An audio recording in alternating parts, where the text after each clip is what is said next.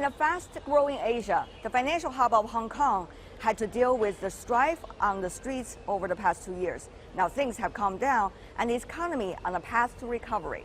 The National People's Congress, or NPC, did make two important decisions on Hong Kong: the safeguarding of national security law and improving Hong Kong's electoral system.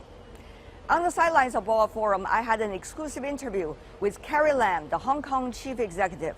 2 years after the unrest, she said Hong Kong is still a good place to invest, to live, and of course, to work in.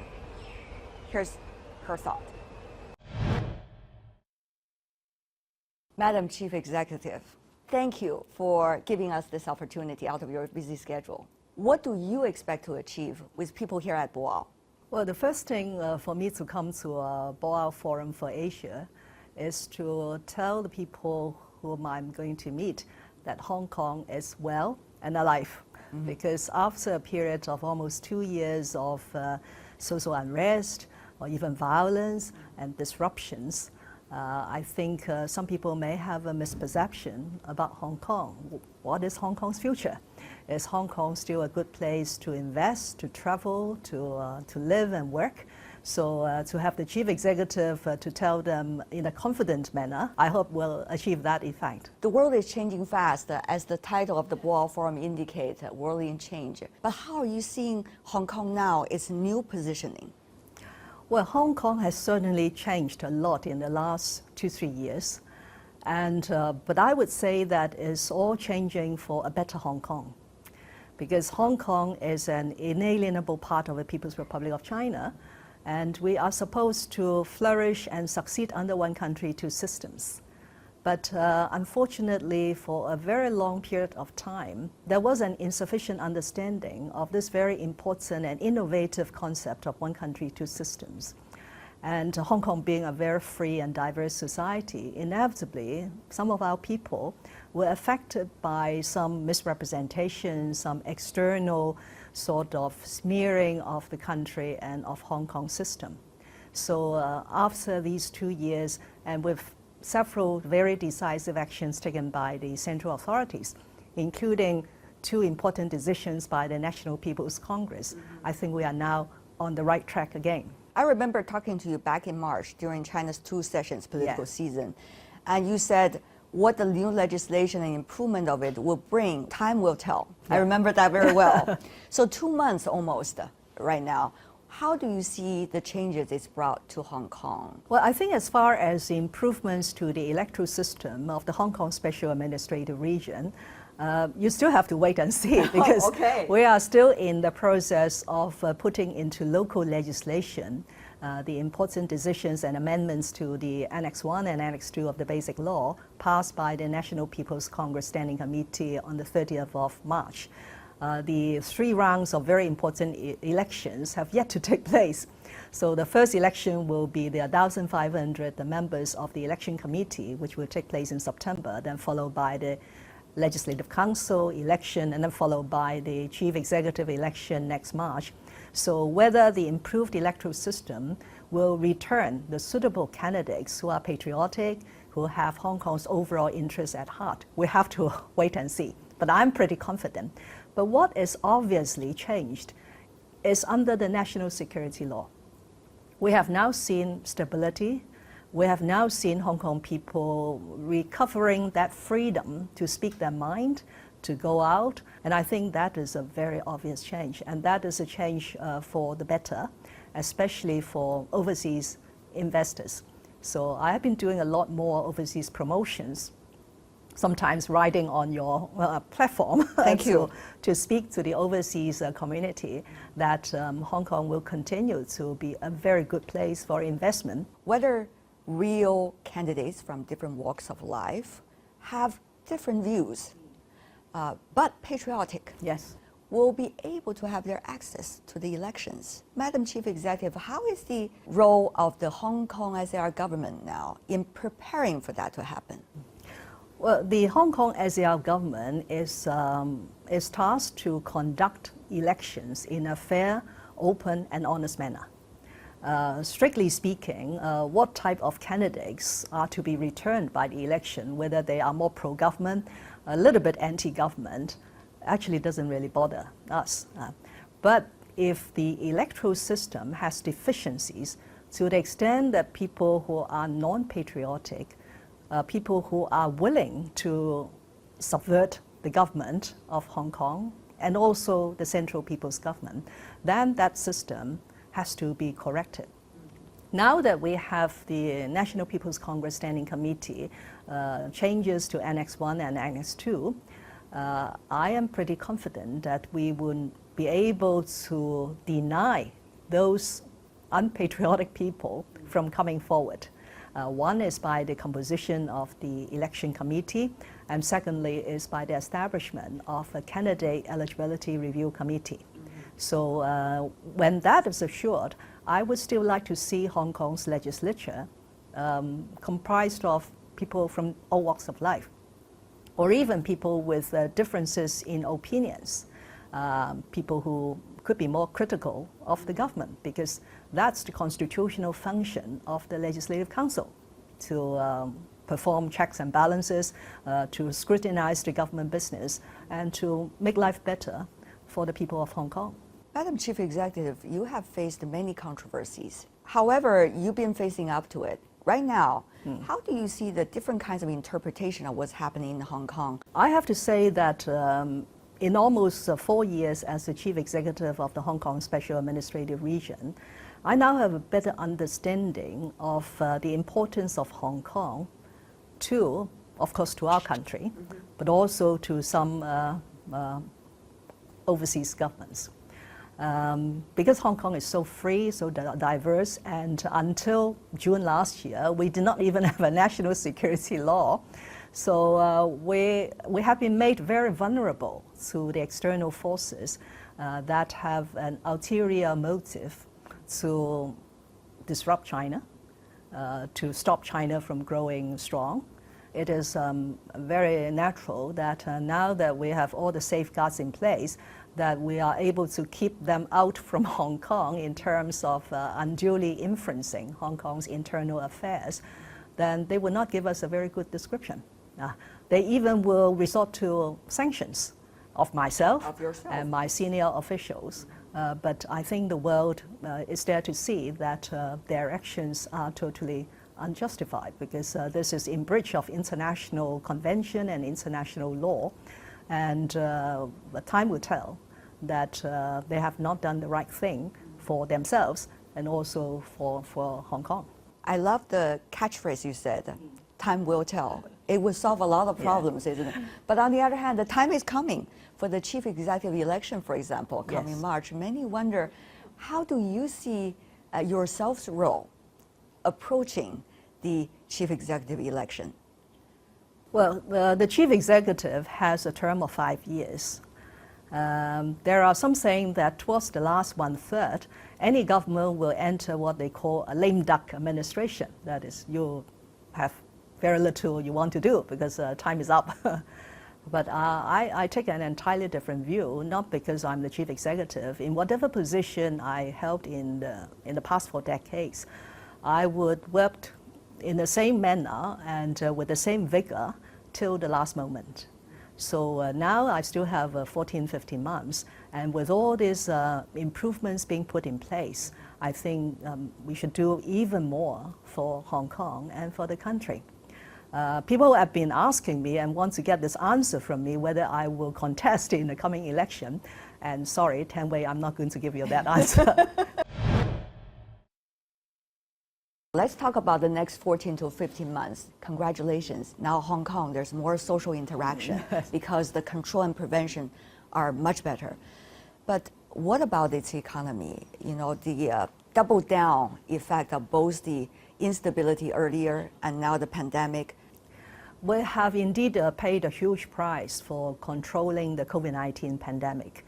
Because of the border controls, we are one of the most stringent places on earth, putting people under 21 days quarantine, and also the internal social distancing measures. So I have announced about a week ago a new direction to go forward. Yes, we will continue to be very vigilant to prevent any importation of cases, But at the same time, we have to gradually and orderly allow things to go back to normal. I am pretty confident that once we could resume some degree of travel, things will go back pretty fast. Because the fundamentals are still there. If you look at what has happened to Hong Kong's financial industry in the last 2 years, it is life as normal. We are still the world's number 2 in terms of public funds raised through IPOs. We have record-breaking daily transactions in our stock market. And under the 14th five-year plan from the nation, they have given us even more support beyond the traditional areas of international financial center, commercial center, trade and logistics. Now, for the first time, Hong Kong's position has been elevated to this position of developing an international innovation and technology hub, and also be a place where the East and the West cultural exchanges will be focused, because we have the West Kowloon Cultural District and the Hong Kong Palace Museum coming. So I'm very optimistic and very confident that Hong Kong's economy will bounce back quite sharply. These 2 projects, one is on innovation, the other is about cultural diversity and bringing more culture to Hong Kong. You have always been very confident about that, these 2 new directions. You know, to me as a journalist, it's easy to see leaders follow the earlier path, but it's not easy to open a new path. In a situation in Hong Kong, actually, Hong Kong has always been very proud of adapting to changes. From a fishing port to a manufacturing hub and then to a professional services center and an international financial center. The next 15 years will be very important for Hong Kong because now that we have restored the stability, we have a better electoral system, Hong Kong people will aspire for better governance, for more solutions to their problems, whether it's housing problem, employment problem. So which means that the Hong Kong SAR government has to double her efforts in responding to people's aspirations.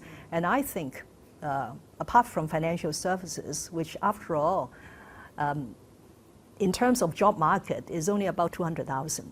But there are a lot other sectors that we could develop to provide diversified opportunities for the people, especially the young people. And technology and arts and culture, including creative industries, are really very good candidates for growing the economy and providing quality jobs for the people. And the young people love it. Yes. China is in a different place right now with its reform and opening up 4 decades. But at the same time, at a critical juncture in its interactions with the rest of the world. So this makes Hong Kong, which is being considered as a forefront of China in a way for decades, in a very interesting position. Yes, the last 3-4 years have been extremely challenging for Hong Kong. One of the main reasons is because after almost 24-25 years from the reunification, I can now more or less conclude that we have not made the best use of this one country, 2 systems. And we have misunderstood the one country, 2 systems concept and tend to exaggerate the Hong Kong system. There's an analogy by President Xi Jinping when he delivered this very important address in Hong Kong on the 1st of July 2017. That is the inauguration of my term of government. He said it was like a tree, and one country concept is the roots. If the roots are not strong, then this tree could not flourish.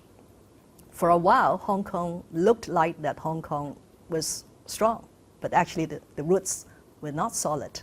And that's why once we face some political issues, controversies, external infiltration, then the whole city seemed to be put in a very difficult position. But after these important decisions by the National People's Congress, I think we are now putting Hong Kong back on the right track of one country, 2 systems. Although there are still a lot of things I need to do as a chief executive, because one country, 2 systems require a lot more improvements in other systems, like our education system, like how we manage the civil service to be patriotic, to understand one country, 2 systems, how we interact with the outside world, or how we work with the media. So all these will need to be put in place in the shortest possible time. Shortest possible time.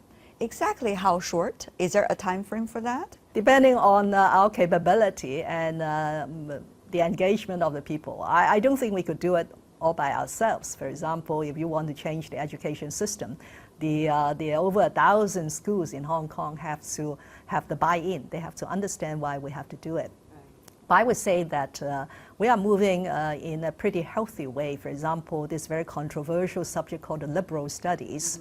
After several rounds of discussion with the education experts and so on, from the beginning of the coming school year, that is September this year, we will start to introduce a new subject called civic and social development to replace the liberal studies. And within this new subject, we will put equal emphasis on national development, global perspective, and the situation of Hong Kong. What about the vaccines? That still, to some, is a controversial topic. I know you had yours. Yes. So tell us, how did you feel? And how do you think that message can get across to the majority of the Hong Kong society? Well, Hong Kong actually is very fortunate as far as vaccination is concerned. We have no worry about the supply of vaccine. We signed advance purchase agreement with two vaccine companies. One is Sinovac, which is a mainland manufacturer. The other is a German one, the BioNTech.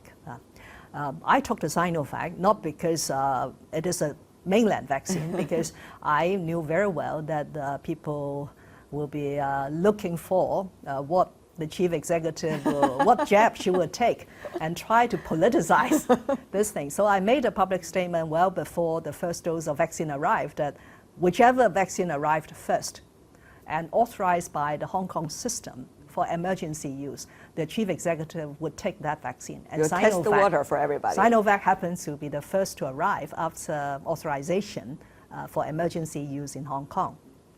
I finished my 2 doses. I have finished for another 3 weeks already, so everything is now fine. I should have enough antibodies to protect me from being infected. But it is right, there is a very strong vaccination hesitancy amongst Hong Kong people, which bothers us a lot, because we need a large number of people to be vaccinated in order to enable the social activities to resume, and also hopefully to build up that defense for Hong Kong as a city, so that we can have more travel bubbles with other places. At the moment, I think about 11% of the eligible population have taken the vaccine. So, and the age groups has also been widespread. Yeah, right? It's actually almost everybody, because under 16 is not yet ready to be vaccinated. So we have opened up the vaccination to everyone aged 16 and over.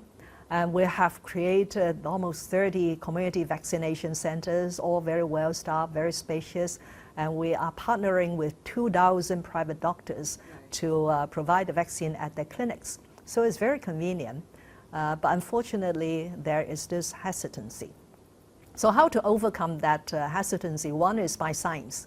Keep on talking about the science and the data and so on. Secondly is by more publicity and public education. And thirdly, which originally was not my preferred approach, is to provide incentives.